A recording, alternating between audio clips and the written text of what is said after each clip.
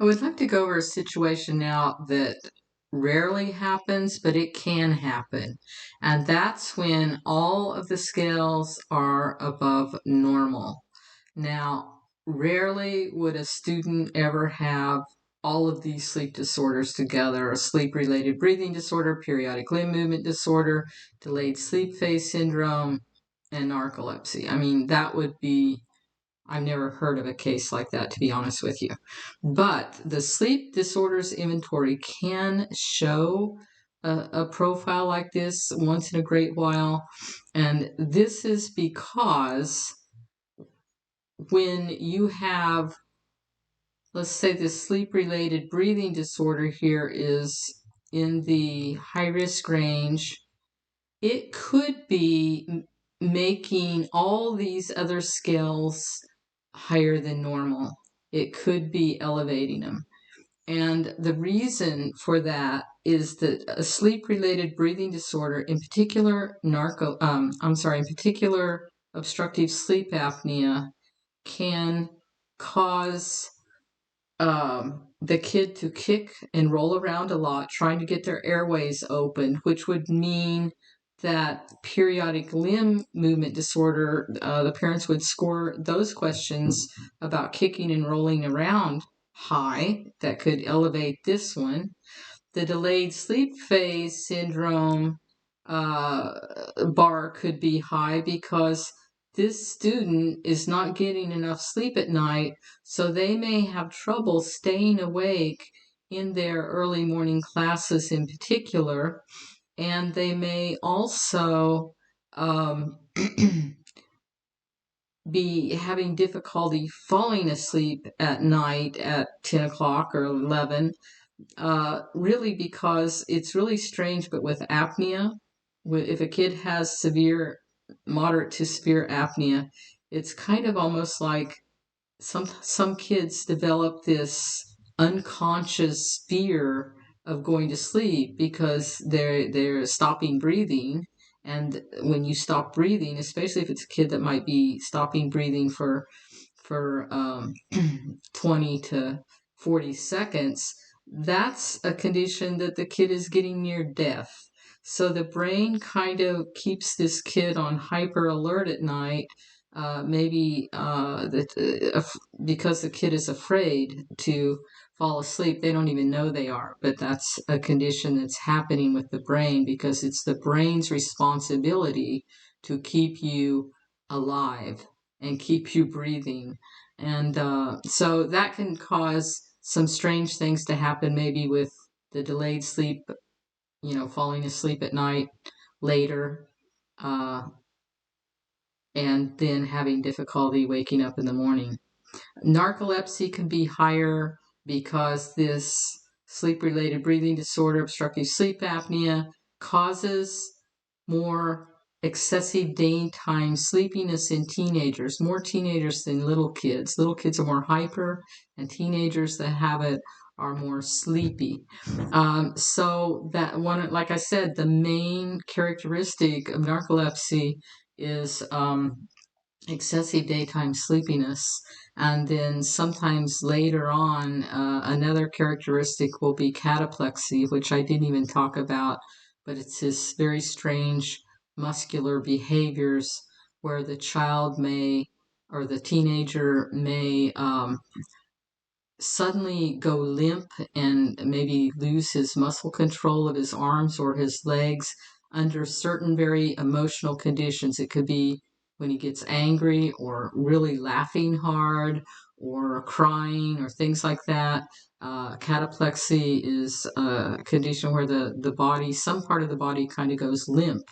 It could even be the mouth, and the kid starts slurring their speech, and you wonder what's going on. Um, but really, this obstructive sleep apnea needs to first be ruled out, because if he has that and it's corrected, then all these other things will disappear and the student shouldn't have these problems anymore. Okay, so always, if you've got more than one scale that's high, which you do here, you look to the scale to the left, the farthest left that's high could be causing it, could be the problem. I'm sorry, I'm not any good at drawing with this stupid pencil. But basically, the one over here is causing the others. I want to look at one more graph here, and then I think you've pretty much, I think I've covered most everything. This is a situation where you have several scales that are high: periodic limb movement disorder, excessive daytime sleepiness, and narcolepsy. So, based on what I just told you, you would not, in this situation, you would not at first suspect narcolepsy here, because it would be caused possibly by the periodic limb movement disorder. If the kid has that this one would be the culprit that would be causing all these other problems. Okay, so again, like I said, you always have to rule out, the sleep specialist or you has to rule out the periodic limb movement disorder first before you would go on to study and look at narcolepsy. Now, if narcolepsy alone with the excessive daytime sleepiness was high and this one was low, then it's almost a sure thing. It could be that the kid has narcolepsy. And definitely that would need to be referred to a sleep specialist. With periodic limb movement disorder, I told you already about how sometimes in about a fourth of the cases it can be a serum ferritin deficit. I didn't tell you how that's corrected. That is corrected by the pediatrician prescribing often a liquid iron supplement for 6 weeks can correct this problem with the serum ferritin because the iron has serum ferritin in it. The over-the-counter tablets usually aren't very effective, and that's why they often use the liquid iron. However, the parent and the child or teenager has to be warned that they've got to brush their teeth really thoroughly after every liquid iron supplement, because otherwise it could permanently stain the teeth this ugly orangish brown color. But if and then after 6 weeks, the pediatrician can check the blood again to see if that serum ferritin is back in the normal range. And often, if that's the case, that it's back in the normal range, then the periodic limb movements should improve drastically or even stop completely.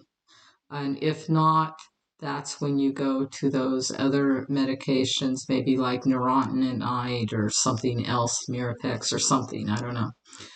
But I just wanted to show you this situation that it's almost always the one to the left.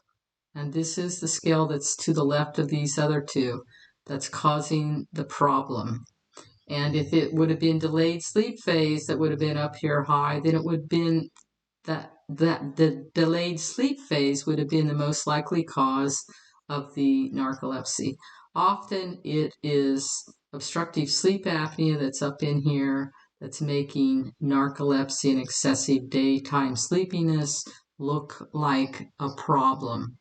But once any of these to the left are corrected, usually this goes away. Narcolepsy is very rare. It only occurs in 1 out of 1,500 to 1 out of 2,000 people. So in a large high school of 1.5 to 2,000 students, you might have one teenager that has narcolepsy, and maybe not even one.